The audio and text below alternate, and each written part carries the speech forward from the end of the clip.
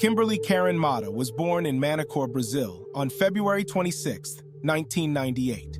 She was the eldest daughter of Neil Motta and had a younger brother named Aravind. From a very young age, Kim was exceptionally charming. Her smile and looks captivated everyone around her.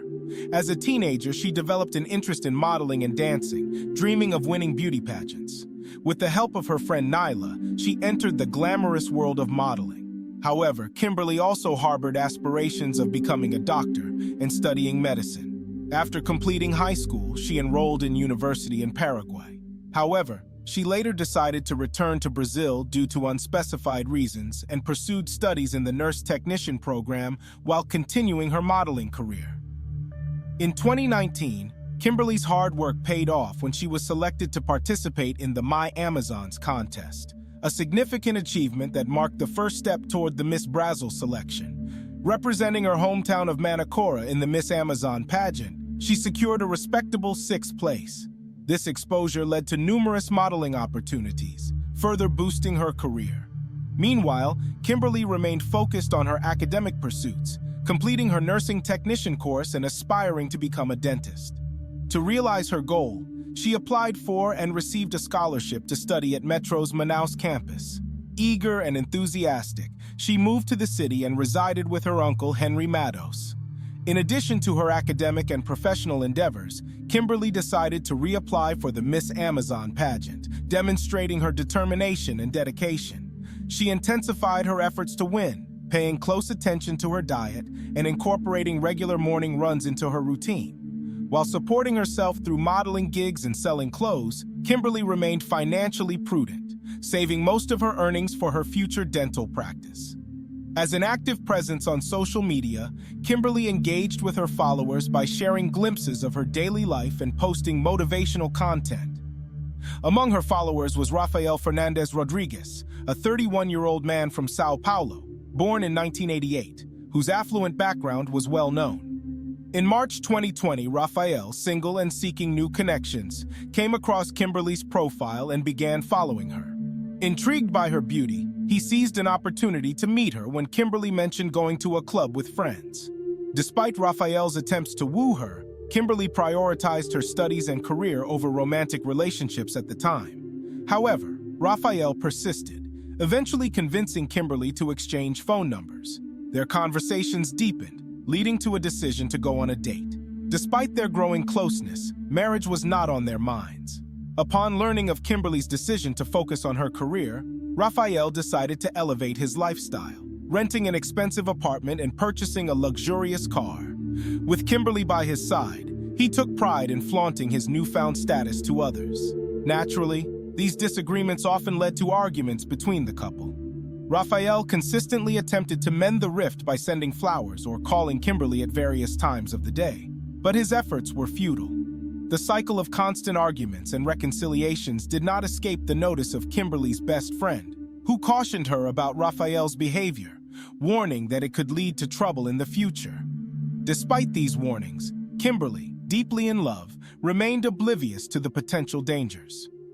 As their relationship progressed, Kimberly spent increasing amounts of time at Rafael's place, though she never stayed overnight. However, living together prompted Rafael to propose, suggesting they start a family. This proposition caught Kimberly off guard, as it was not in her immediate plans. She requested time to consider his proposal, which angered Rafael, leading to a threat to end the relationship. Despite subsequent apologies with flowers, tensions lingered between them.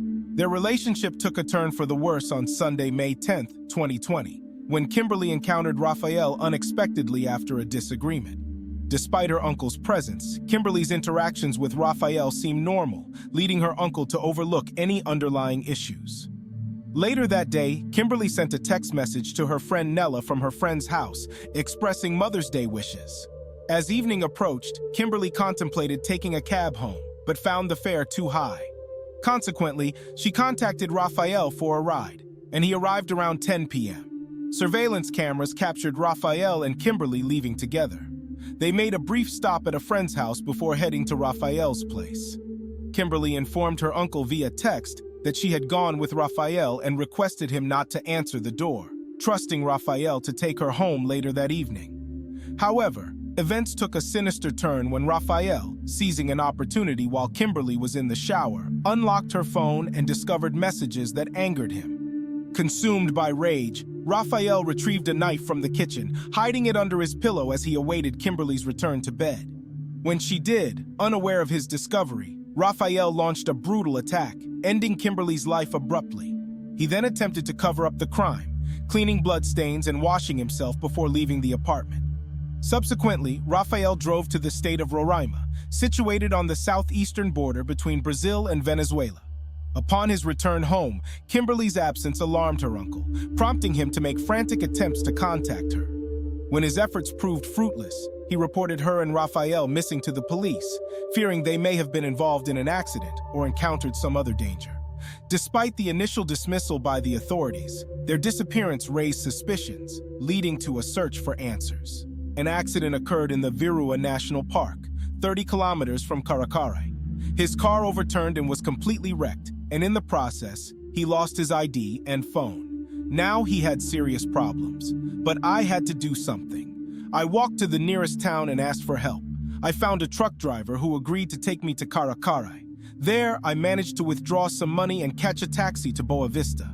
From there, I repeated the process, changing taxis, and this time headed to Caracaray, which is approximately 200 meters from the Venezuelan border. My plan was to cross the border into Spain and find distant relatives to hide with. Time passed, and there was still no sign of the missing couple. Suspicions grew, and people began to think something bad had happened. Finally, the police got involved. They contacted Milton, Raphael's father, who allowed them to search his son's house. The search was conducted early Tuesday morning on the 12th. The police in Manaus discovered Kimberly's body, and during the search, the murder weapon was found on the terrace. The police immediately seized the knife and sent it for examination. The news was shocking and quickly spread through the media. The police had to call the victim's mother to inform her of the tragedy. From that moment on, the police focused on the search for Raphael, who had disappeared unnoticed by everyone. His mother suggested he may have been kidnapped and possibly become a victim of robbery. She said her son was a successful man with money and insisted that violence and robberies were entirely possible in poor cities like Manaus. However, these statements were not enough for the police, and they decided to review the surveillance camera footage from Raphael's house, allowing them to piece together the timeline of events that night. Meanwhile, the results of the weapon examination were obtained.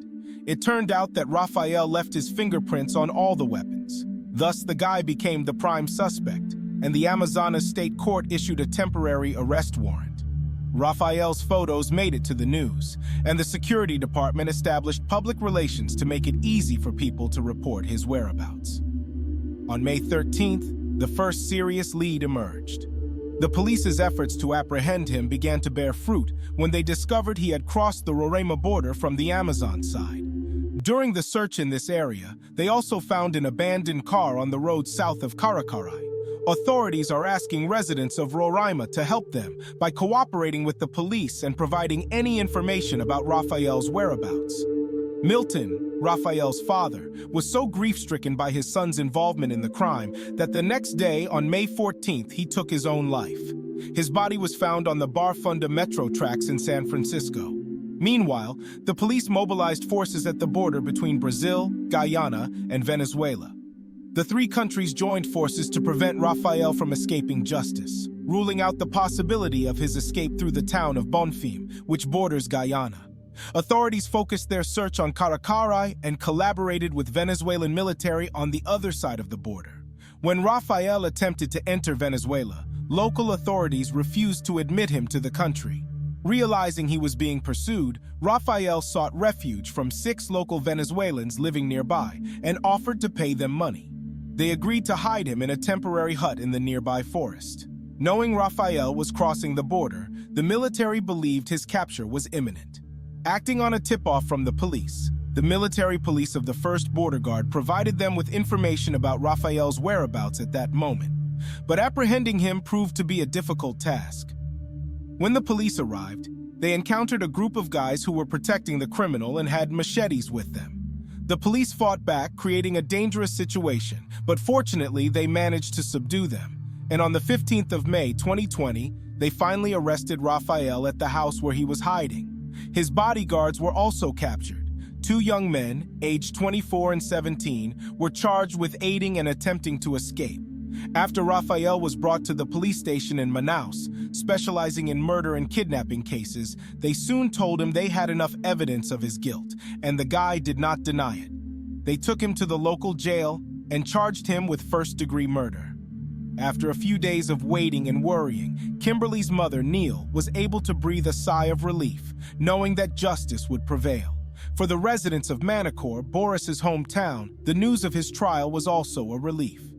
Before the trial, Raphael's lawyer claimed his actions were due to an unspecified mental illness. But after the trial, the judge stated that there was no evidence of this. Instead, he ordered a psychiatric evaluation. Was ordered for Raphael, but this defense argument was overturned a few months later. It turned out that the man was completely sane. Thus, Raphael was finally able to stand trial. The first hearing on this case took place on December 9, 2020, in the Amazonas State Court, presided over by Judge Inesio and prosecutor Clarice Brita on behalf of the state. On that day, testimony was heard from 8 witnesses from both the defense and prosecution. Raphael himself chose to remain silent and did not answer any questions from Judge Inesio and prosecutor Clarice. In April 2021, Raphael had a second hearing, and Judge Inesio decided that Raphael should be tried by a jury of the people, not judges. At this point, Neela was fighting 2 battles, one for justice for her daughter and the other for her own life, as she had just been diagnosed with leukemia. On October 27, 2021, the jury trial began, consisting of 4 people, a man and 3 women. Neela was the first prosecution witness and had to participate via video link from Getulio Hospital in Vargas. After answering questions from both the prosecution and defense, Neela took the stand as the first witness for both sides. Neela stated she holds no grudge against Raphael, although it was painful for her to lose her daughter. This was followed by additional testimony from the defense and prosecution, as well as the results of forensic tests. Then it was time for Raphael to be questioned. He refused to answer questions from the prosecution and spoke only to his lawyer, Yosemar Burko. When the defense lawyer asked him whether the cause of Kimberly's death was due to jealousy, the accused replied that it was not, and that his motive was a lie. The girl told him that when she looked him in the eye, and he realized it was all a lie because he saw a text message on her phone after the witness had testified. The defendant's interrogation began with a debate between his defense and the prosecution. The 2 prosecutors spent hours going over all the evidence and arguments. Eventually, the judge decided to adjourn the hearing until the next day so they could still communicate. When the hearing continued the next day, the attorneys argued and presented more evidence. It was time for the jury to decide the case. The court made a number of charges against Rafael Fernandez, explaining to the jury all the details of his behavior, such as how he had violated Article 121, which pertains to murder.